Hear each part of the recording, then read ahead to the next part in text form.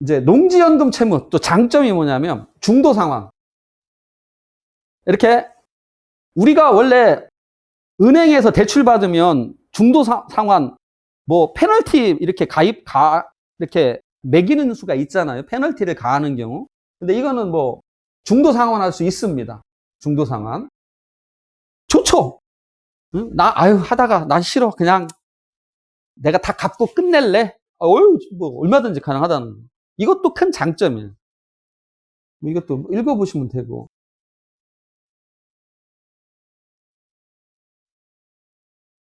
그 다음에 지급 금액. 이게 또 이제 궁금하죠. 그죠? 이제 얼마가 있을 때 얼마를 받을까? 내가 얼마를 농지연금에 가입하면 월 얼마를 받을 거냐? 이게 되게 궁금하시죠, 이제? 제가 그냥 이거는 농지연금 포탈에 가면 숫자 대입하면 딱 나옵니다. 그래서 1억 원을 가입하면 종신형입니다. 1억 원을 가입하면 36만 원, 1,000원 매월. 2억 원을 가입하면 72만 원. 3억 원을 가입하면 100만 원. 6억이면 200만 원. 8억이면 270만 원. 요 8억 얼마쯤 되겠죠? 최대가? 이 연금은 최대가 300만 원입니다. 더 이상 안 됩니다. 내가 연금이 농지가 100억 원짜리가 있다. 안 됩니다. 그래도. 그러니까 요거 300만 원까지밖에 안 됩니다. 300만 원까지. 그러니까 여러분들은 이제 8억 얼마짜리 주고 300만 원. 그리고 만약에 배우자도 또 똑같이 농지가 있다. 그럼 배우자도 같이 300만 원 하면 600이 되는 거죠. 그래서 합쳐서 600이 되는 거예요. 그래서 여러분들 요 숫자 그냥 내가 뭐 평생 65세 돼서 8억 원짜리 하나 맡겨놓으면 농지 하나 맡겨놓으면 나한테 276만 원을 주더라. 괜찮죠, 그죠? 8억 원짜리 맡겨놓고 270만 원. 여러분 이제 젊은 분들은 뭐 8억 농지 하나만 한 20년 먼 기간 30년 놓고 요거 하나만 확보해 놓고 자기 또 국민연금 나오잖아요. 보통 국민연금 100만 원은 받으니까 그거 합치면 벌써 뭐 370만 원대가 되니까 한 400만 원대가 되죠.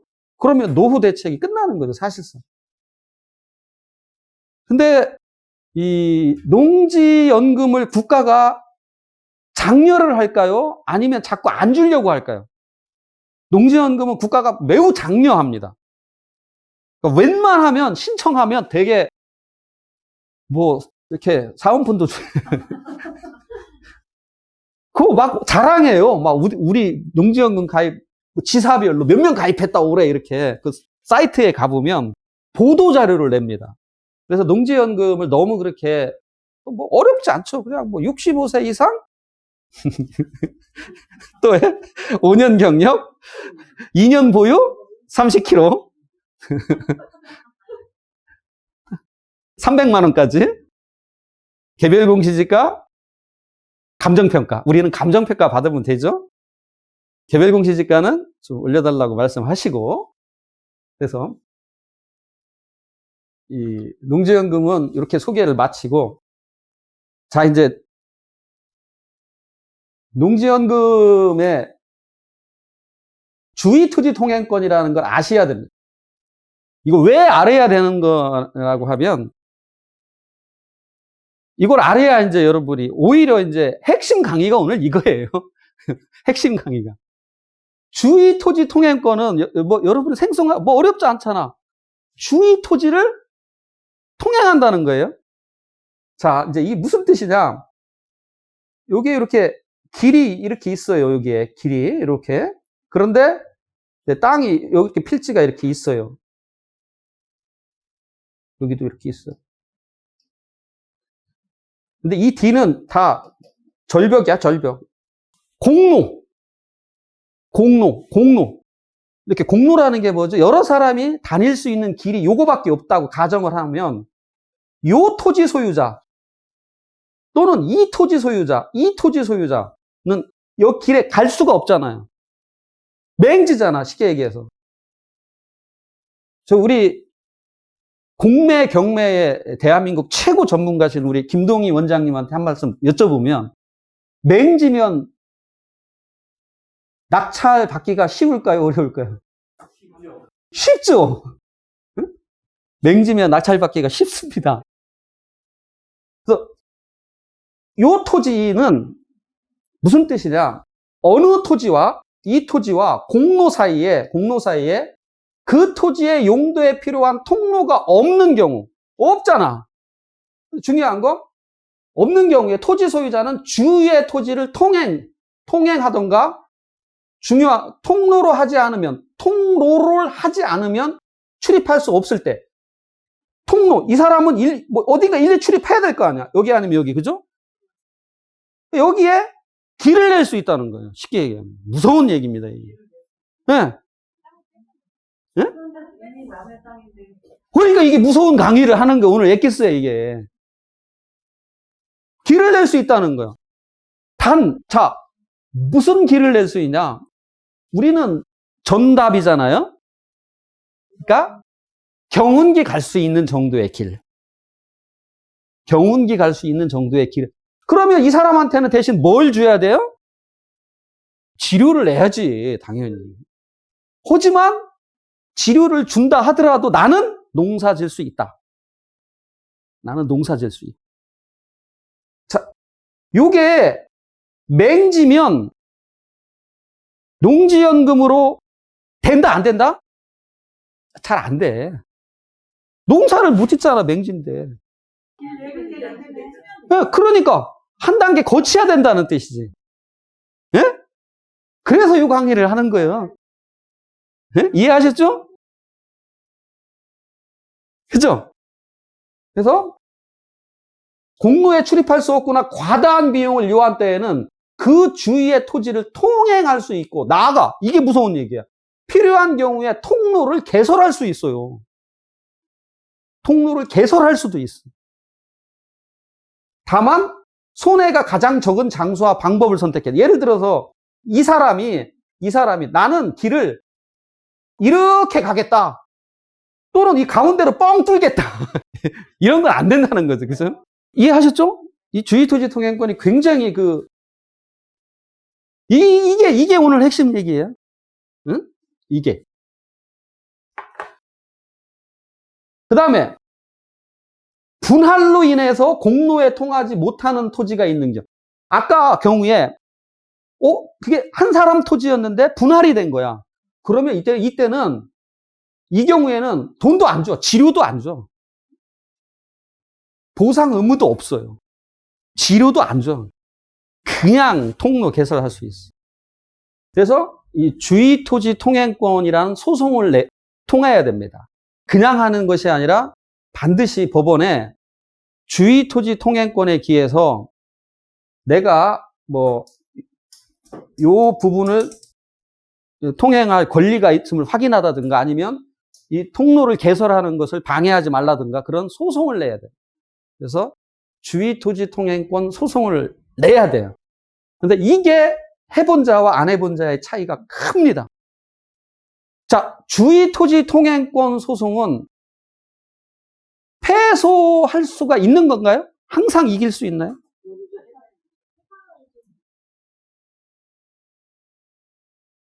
소송을 해봐야 아는 게 답인데, 자, 여기에 주의토지 통행권은 출입을 못하면 통행할 수 있고, 통로를 개설할 수 있다예요. 다만, 내가 못하는 경우가 언제냐? 내가 지는 경우가 뭐냐면, 손해가 가장 적은 장소와 방법이 아닐 때는 패소하는 거예요. 이해하셨죠? 손해가 가장 적은 장소와 방법이 아닌 곳으로 내가 통행하겠다라고 하면 패소. 그러면 손해가 가장 적은 장소와 방법이 어디냐? 이런 걸 재판을 해본 이제 변호사가 제대로 하지. 그냥 초짜들은 가면 재판 지고 그런 경우도 많아요. 그래서 전문 변호사를 찾으시고 그 다음에 이제 이해하셨죠? 주의토지 통행권 별로 어려운 거 없어요. 그냥 쉽게 맹지다.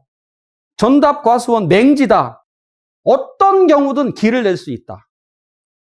단 주변 토지에 손해가 가장 적은 장소와 방법으로 어떤 경우든 길을 낼 수 있어요.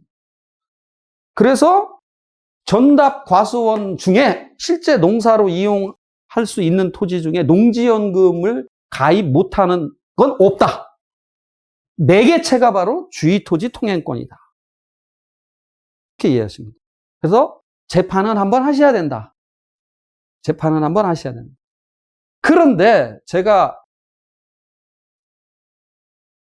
그래도 제가 이제 1989년도에 사법시험을 합격했습니다. 그러니까 지금 벌써 몇 년 됐어요?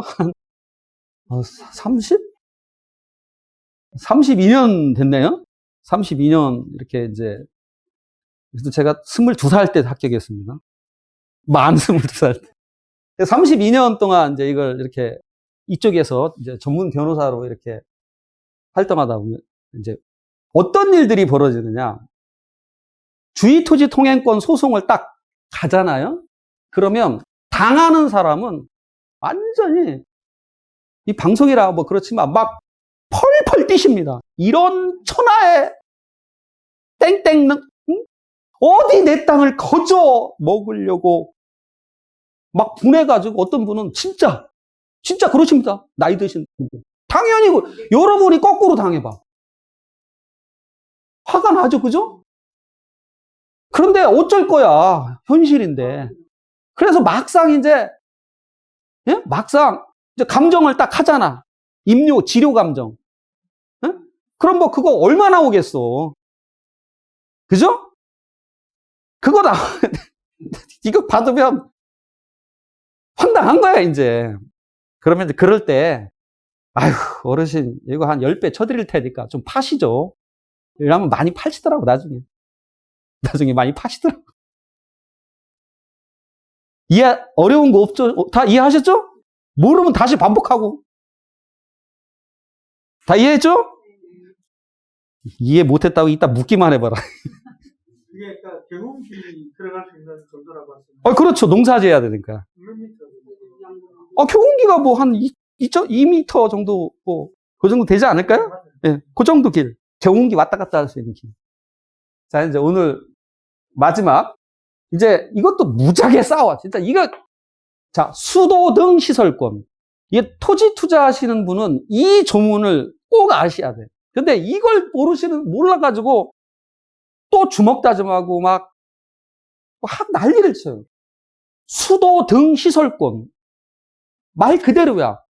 수도 등, 소수관. 아니, 소수관이 뭐야, 지금. 제가 찾아봤더니, 뭐, 상하수도 같아요. 가스관, 뭐, 전선, 이런 거, 묻어야 될 거 아니야. 그죠? 묻어야 될 거 아니야. 근데, 토지 소유자는, 자, 여기 길이 이렇게 있어요. A 토지가 있고 B 토지가 있어요. 이 뒤에는 못 가. 가정하면 B 토지 소유자 입장에서 일단 길을 내야 되겠지. 만약에 여기가 집을 지으려면, 그죠? 길로 가면 되는데 뭐 길을 냈다고 가정하고, 또 옛날에 그냥 길 없이 뭐 이렇게 이런 것도 많이 있잖아요. 이미 건물 짓고 산. 그러면 토지 소유자는 타인의 토지를 통과하지 아니하면 필요한 수도, 소수관, 상하수도, 가스관, 전선 등을 시설할 수 없거나 과다한 비용을 요하는 경우에는 타인의 토지를 통과하여 이를 시설할 수 있는 거예요. 정말로 무서운 조문이에요. 아니, 사실은 더불어 살아라는 거예요. 같이 살아라. 시설할 수 있어요. 이때도 아까와 똑같이 어떻게 해야 된다? 손해가 가장 적은 장소와 방법을 선택해야 됩니다. 대신 재판도 아까랑 똑같아. 수도동 시설권 소송하면 반드시 이길 수가 있는 거예요. 질 경우는 어떤 경우냐? 이거 손해가 가장 적은 장소와 방법으로 안 간다고 다른 쪽으로 이거 묻겠다라고 우기면 그건 재판부가 안 받아주는 거예요. 그래서 이런 분쟁이 너무너무 많아요. 근데 이 수도 등 시설권 이 조문을 알면 사실 분쟁이 확 줄어들어요. 뭐 그런 경우 많아. 이제 특히 시골에 이제 여기까지 묻혀 있다. 그러면 이제 여기 있고 여기 소유자는 이 사람 때문에 묻겠다는 거죠. 또는 지하로 가겠다는 거예요. 그래서 여러분들이 이 토지 투자를 할 때 이런 걸 파고들어야 돼요. 수도등 시설권이 있다. 이것도 이제 아까랑 똑같아요. 이거 소송 당하면 당하는 사람은 진짜 부작에 진짜 아파요. 막 또 아니 변호사를 또 뭐라 그래. 너 이놈 뭐 너 이놈야 변호사한테 막 뭐라 그래요.